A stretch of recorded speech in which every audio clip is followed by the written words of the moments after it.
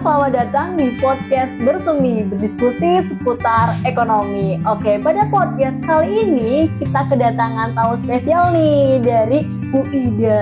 Iya. Halo Bu Ida, apa kabar? Alhamdulillah sehat banget. Saya juga. Alhamdulillah sehat. Oke. Semoga teman-teman pendengar semua juga sehat ya Bu. Iya, mau puasa soalnya. Oh ya bener, Ah. harus jaga kesehatan nih. Iya. Alhamdulillah pada kesempatan kali ini Bu, kita akan berdiskusi mengenai resesi nih Bu. Waduh, ini lagi sekarang Iya, happening ya. benar, lagi Oke. happening. Dan emang gimana ya, kayak kita tuh mendengar resesi, berita mengenai resesi itu kadang takut nggak sih ya Bu ya? Teman-teman juga ngerasain. Ngerasain Kan kayak, dapat dari orang tua terus gitu. oh kalau saya alhamdulillah nggak sih Bu. Enggak. Oke. Jadi sebenarnya apa sih itu resesi Bu? Oke, berarti kan sekarang sudah sedikit bisa kita rasakan mungkin ya. Di saat sekarang ini banyak orang yang bilang harga-harga barang jasa pada naik gitu kan. Inflasi naik ya. Terus banyak yang di PHK. Iya benar. Nah, pelan-pelan Indonesia sih belum terlalu gitu ya. Kemudian nanti ada pengangguran. Nah, di saat perekonomian sebuah negara turun, nah itulah nanti yang dinamakan resesi ekonomi. Insya Allah sih kita enggak terlalu ya. Amin. Semoga enggak seperti negara maju yang lain juga seperti itu ya, sampai 60% inflasinya, tapi kita masih aman. Kita masih aman dari Aman Indonesia. di kisaran Oke. 5%. Semoga tetap aja ya. Kita Amin. doa bareng. Amin. Ya support pemerintah ya. Program-program ini kita support aja, semoga bisa seperti ini jelek-jeleknya. Terus nih Bu, bagaimana resesi itu dapat terjadi dan faktor apa saja yang menyebabkan resesi tersebut? Kita tetap based on sekarang ya. Kalau yang dulu nggak usah, kita lihat sekarang di tahun 23. Berarti di saat sekarang ini kita itu tantangannya banyak. Baru juga pulih ya dari 2,5 tahun yang Iya, berdarah-darah, ekonomi belum recovery gitu. Kemudian ada lagi nih yang lagi bertengkar, dua negara ini bertengkar ngomongnya aja deh. Yang Kurang bersahabat. sekarang ya belum selesai, entah kapan selesainya. Pada mereka itu juga mempengaruhi suplai dari energi, kemudian ada lagi komoditi yang lain. Nah, suplai yang tersendat ini mengakibatkan produktivitas di sektor-sektor real juga terhambat. Nah, akhirnya barang-barang naik kan, inflasi naik semuanya rata nih global gara-gara yang kita pandemi belum kelar tadi, efeknya belum kelar, kemudian ada perang tadi ya antara dua negara tadi, terus kemudian efeknya inflasi di semua negara naik kan, suku bunga naik. Nah, jadilah seperti ini. Iya benar-benar. Jadinya Nah. takut gitu ya Bu.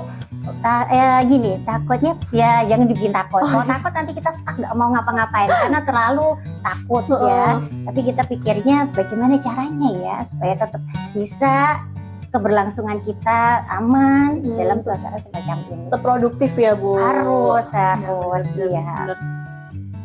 Jadi lebih paham lagi kan guys sekarang. Oke, kita lanjut ya Bu ke Oke, pertanyaan iya. Ini berikutnya. berat topiknya Oh, ya. iya. Mikiran Sedikit- resesi itu berat banget gitu ya. Sedikit berat ya dan menguras Eh, otak iya. ya. Kita harusnya mikirin yang sana aja. Kita harusnya seneng-seneng aja. Iya, senang aja masih muda ya Bu ya. Enggak ya, alhamdulillah. Kita Alhamdulillah. seumuran. Iya, seumuran. Ah. 18 tahun kan ya. 18 plus kayaknya kan. Oke. Lantas jika resesi ekonomi terjadi nih Bu, sektor mana saja yang diprediksi dapat terpengaruh terhadap resesi tersebut Bu? Sebetulnya semua sektor pasti akan berdampak gitu. Tapi sekarang ini yang kentara banget sektor real ya. Sektor real. Ya industri mulai lesu karena bahan baku mahal. Ya kan? Kemudian akhirnya dampaknya itu mereka produktivitasnya itu menurun, otomatis mempengaruhi pendapatan mereka. Konsekuensinya apa? Dikurangi deh tenaga kerjanya yang ke mereka, ya kan? Dampaknya itu kemana-mana ya. Kemudian karena banyak seperti itu, daya beli masyarakat pasti akan turun, ya kan? Kemudian investasi juga suram juga, ya begitu deh. Dampaknya banyak. Benar. Jadi mungkin ada tips untuk sektor-sektor tersebut Bu, buat mengatasi hal tersebut gitu Iya. biar Ya, kalau yang sektor-sektor itu tipsnya bertahan. Anda masih bisa bertahan.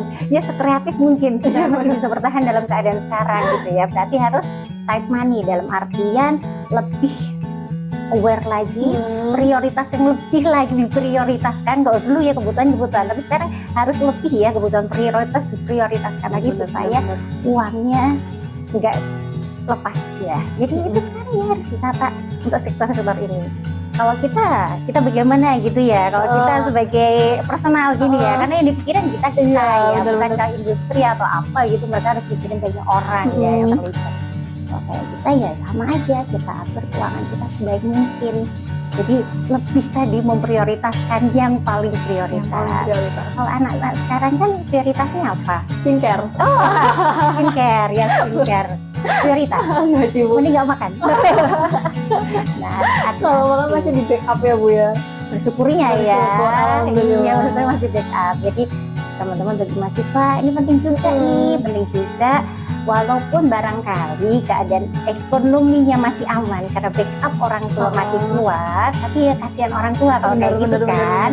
Nah, saya berharapnya juga sama. Sekarang ini paparan di media sosial yang begitu gencar, lihat tuh enak ya dia nongkrong di sini, jalan-jalan, beli apa gitu.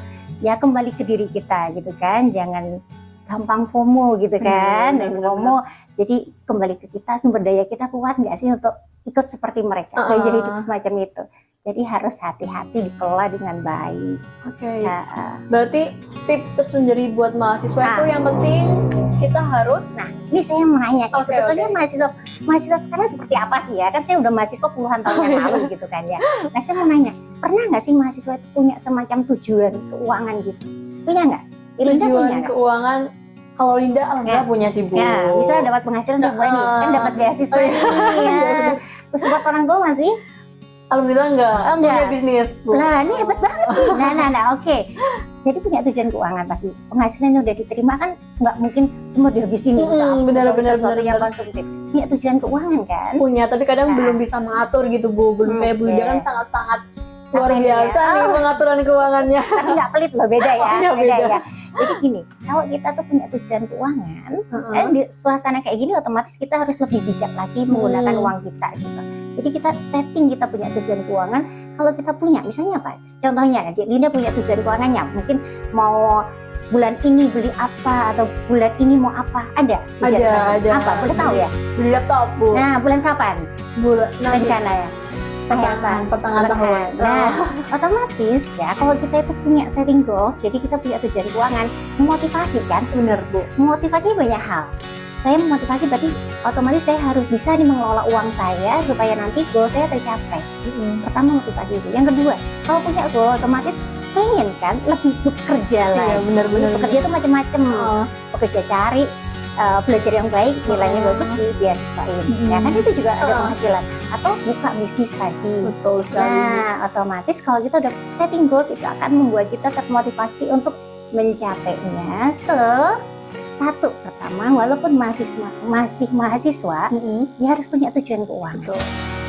Ya jangan sampai tujuan keuangannya nggak ada, uang lari ke mall semua, ke kafe gitu kan, ke e-market, ya kan ya? Bener. Shopee terus kayak Bu. Nah, untuk mewujudkan itu juga harus punya namanya budget. Punya budgetnya? Punya sih Bu. Iya. Sedikit. Jadi maksudnya penghasilannya yang didapat tiap bulan nanti diposin nih ke apa gitu supaya nanti tujuan keuangannya bisa tercapai kan gitu. Goalsnya tercapai ya Bu. Kalau nggak dibudgetin, nggak punya budget ya nggak tahu lah kemana kan. Ya oke. Setelah itu sama nih, saya support juga cari sumber penghasilan lain. Di zaman sekarang banyak kan, bisa nggak perlu modal ada kan? Ada banyak yang perlu pakai data aja gitu ya Bu. Nah, daripada kamu nggak punya data ya mampir kemana yang free gitu kan? Aku sudah banyak gitu. Tapi sih cari cuan, jangan mikirnya cuan harus besar. Betul. Dikit nggak apa-apa, tapi kan continue. Mana tuh nambah nanti supaya goalnya tercapai. Ya terus yang tadi ya itu kan kayak hidup. Jangan sampai kita tergoyahkan gitu ya. Saya tahu kehidupan sekarang anak-anak sekarang tuh sampai saya kalau di setiap kafe itu selalu ramai ya. Apalagi kan yang berbau kopi-kopian Betul, gitu ya. betul. Iya. Kalau malam minggu full semua kafe terutama di Purwokerto ya. Nah itu dia ya, pokoknya tahu diri, introspeksi ya, melihat sumber daya aku mampu nggak ya untuk ikut mereka kayak gitu ya, mampu nggak ya. Kalau memang nggak mampu, jangan melakukan kebohongan keuangan, nanti akhirnya pinjol. Kayaknya kan Betul, marak kan mahasiswa sebanyak itu sekarang mau belanja karena temennya beli apa, aduh nggak punya duit tapi nekat pakai peleton. Benar.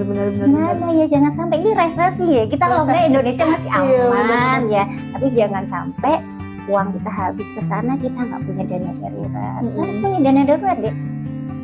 Mahasiswa harus punya. Misal nih naik motor, bannya bocor, terus kemudian motor bannya itu harus ganti gitu. Kok nggak punya dana darurat, telepon orang tua, bocor nih ganti, nggak bisa diselamatin, bannya harus diganti, minta gitu. Malu kan mahasiswa. Iya, malu, gitu. Kalau punya dana darurat kita bisa cover itu pakai uang kita sendiri. Jadi mungkin teman-teman semuanya nih ya, pendengar setia Genbi Podcast harus punya goals dan punya dana darurat juga tadi ya, Iya, Bu. jadi punya goals, jangan lupa habis itu kita punya budget supaya goals kita nanti bisa tercapai kalau kita punya alokasi dana kan, supaya lebih cepat lagi yuk tambah penghasilan nih. Betul. Ya, biar cuan gitu ya. Terus selanjutnya jangan lupa tadi ya punya dana darurat. Ya, karena kalau ada apa-apa lebih baik mandiri ya, jangan sampai dikit-dikit calling orang tua. Gitu. Udah punya cuan sendiri tambahan tapi tetap minta kan ya malu. Bener. Wah, saking serunya pembahasan kita nih, Bu. Kira-kira ada mungkin pesan dan kesan buat mahasiswa tersendiri buat ngatasin gimana sih biar tetap produktif, tetap bisa tersenyum nantinya ya kalau misalkan nggak punya uang ataupun beasiswanya udah habis gitu ya. Ya itu, ini dia nih saya oke ya. Ini berarti paket aja sama sedikit ya pesannya Iya, ya. pesan. Gini. Mahasiswa kalau dalam pikiran saya nih ya, mahasiswa itu kan berarti pelajar yang lebih gede lagi. Bener. Bukan anak SMP, bukan anak SMA, harusnya lebih bijak lagi. Ya, bijak itu bukan hanya pendewasaan secara psikologi kita secara umum, tapi dalam aspek finansial juga.